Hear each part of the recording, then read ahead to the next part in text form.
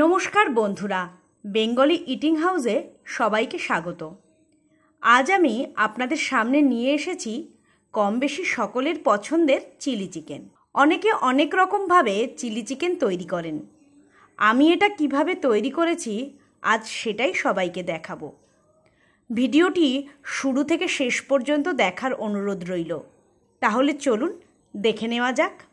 Chilli chicken বানানোর জন্য আমি এখানে 600 গ্রাম চিকেনের ব্রেস্ট পিস ছোট ছোট করে কেটে ভালো করে ধুয়ে পরিষ্কার করে নিয়েছি। চিকেন ম্যারিনেশনের জন্য আমি এখানে কিছু উপকরণ নিয়েছি। সেগুলি হলো আদা বাটা, রসুন বাটা, ময়দা, কর্নফ্লাওয়ার ও গোলমরিচ।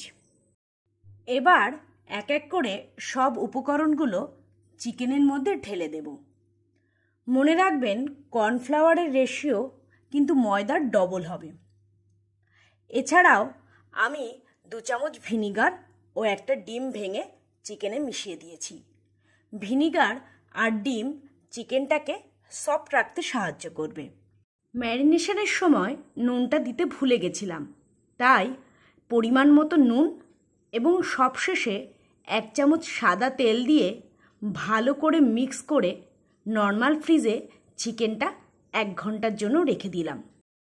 এবার গ্রেভি বানানোর জন্য একটা বাটিতে কিছুটা জল নিলাম। জলটা কিন্তু একদম খাবার জলে নিতে হবে। গরম কিংবা ঠান্ডা জল নিলে কিন্তু চলবে না।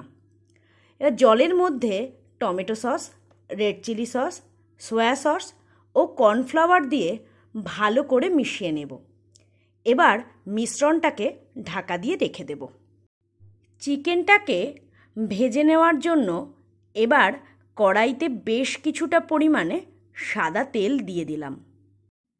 তেল ভালো করে গরম হয়ে গেলে অল্প অল্প করে চিকেনের পিসগুলো তেলে ছেড়ে দিলাম।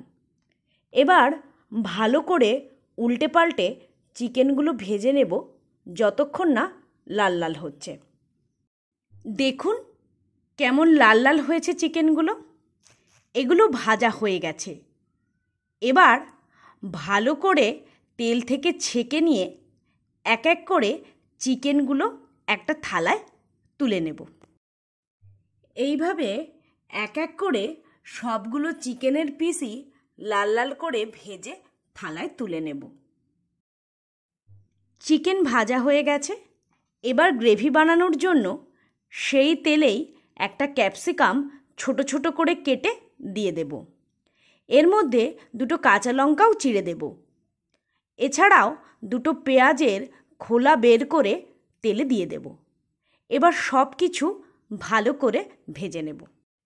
ক্যাপসিকাম আর পেঁয়াজের খোলাগুলো ভাজতে ভাজতে নরম হয়ে এসেছে। এবার এগুলো ভালো করে নাড়িয়ে চাড়িয়ে অল্প অল্প করে তেল থেকে একটা পাত্রে তুলে নেব। ক্যাপসিকাম ভাজা হতে হতে আমি এদিকে 2টো পেঁয়াজ, 5-6 কোয়া রসুন, 1 টুকরো আদা আর একটা টমেটোর পেস্ট বানিয়ে নিয়েছি। এবার তেলে ফোড়নের জন্য 3-4টে ছোটো এলাচ, 4-5টা লবঙ্গ আর 2-3 টুকরো দারচিনি দিয়ে দেব। 10-12 সেকেন্ড ভালো করে নাড়িয়ে চাড়িয়ে পেঁয়াজ, আদা, রসুনের পেস্টটাও দিয়ে দেব। ভালো করে পেঁয়াজের পেস্টটা নাড়াতে থাকবো যতক্ষণ না হালকা লাল লাল হয়ে আসছে। পেঁয়াজ নাড়াতে নাড়াতে হালকা লাল হয়ে আসলে এর মধ্যে পরিমাণ মতো নুন আর চিনি দিয়ে দেব। দেখুন পেঁয়াজ রসুনের পেস্টটা লাল লাল হয়ে গেছে। এবার এর মধ্যে সব রকম সস আর কর্নফ্লাওয়ার দিয়ে যে মিশ্রণটা বানিয়ে রেখেছিলাম সেটা দিয়ে দেব। মিশ্রণটা দেওয়ার আগে ভালো করে নাড়িয়ে নিতে হবে, না হলে কর্নফ্লাওয়ার মিশবে না। এবার ঝোলটা ভালো করে নাড়িয়ে চাড়িয়ে নিয়ে ফুটে ওঠার জন্য ঢাকনা দিয়ে দেব। ঝোলের মধ্যে আগে থেকে ভেজে রাখা ক্যাপসিকাম ও পেঁয়াজের খোলাগুলো দিয়ে দেব। ঝোল ফুটে উঠলে ভেজে রাখা চিকেনগুলোও দিয়ে দেব। চিকেনগুলো ভালো করে গ্রেভির সাথে মিশিয়ে দেব, যাতে গ্রেভি চিকেনের মধ্যে গিয়ে চিকেনগুলোকে সফট করে।